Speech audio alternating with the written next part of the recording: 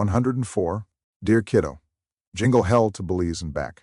A Navidad of noble noping and Brent's big comeback. Ho, ho, holy chaos, kiddo.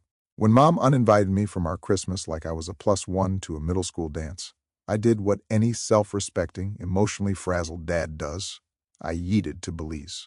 But first, a pit stop in Las Cruces for Christmas Eve with the fam. Because nothing screams festive like Grandma spiking her hot cocoa with tequila and Grandpa ranting about how iPhones are Satan's walkie-talkies. Christmas morning, I rolled to the El Paso airport, the launch pad for my tropical escape. Naturally, the universe threw in a classic holiday plot twist. I got pulled over for blowing a stop sign in the middle of nowhere, New Mexico. The cop was working Christmas, so I felt bad, until I remembered he's probably banking overtime and a free City Hall ham, so like, cry me a river, Officer Claus. When he asked where I was headed, I hit him with the most extra response in my arsenal. El Paso to Houston, Houston to Belize, Belize to the islands, baby. I sounded like I was either robbing a bank or starring in Eat, Pray, Love, Divorce Dad edition. In Belize, I linked up with my buddy Rob, a wild mix of Indiana Jones, Dalai Lama, and the guy who can score you. Very important person at a beach rave, a kayak tour, and a deep chat about the meaning of life before you finished your coffee. Traveling with Rob turns ordering pancakes into a spiritual quest with a side of mild diplomatic immunity. I won't bore you with the deets of our jungle cruises, sketchy shrimp tacos, or the hammock that branded my back like a human waffle iron. But one tale's gotta be told.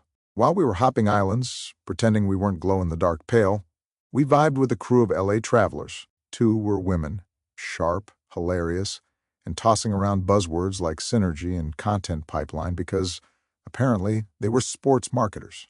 Yeah, that's a real job, I guess. One of them, a Ukrainian-American goddess.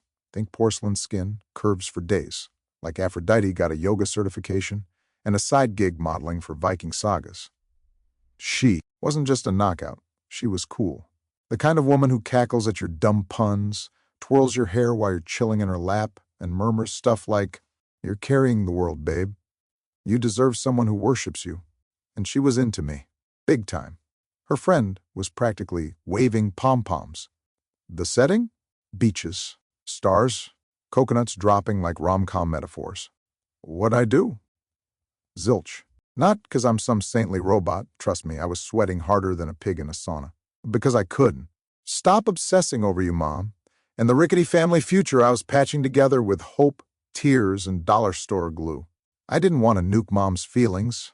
I didn't want to tank our family's shot for a fling, no matter how stupidly perfect this woman was in every category, including ability to make my heart do backflips.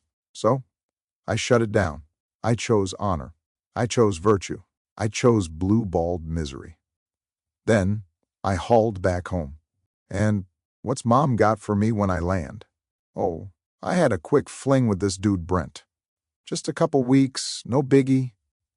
Brent, some rando she met at Denver's Union Station, which is basically a bougie food court with trains and a vibe that screams, "I'm here to cheat on my partner."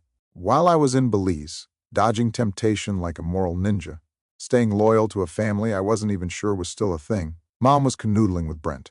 Probably a guy with a man bun collection, a Vibes Curator business card, and a favorite craft beer he pronounces wrong. That's how your dad did Christmas, kiddo. Saintly in the tropics, sucker punched back home. Still, no regrets. I know who I am. And Brent, he can keep Union Station and his artisanal mustache wax.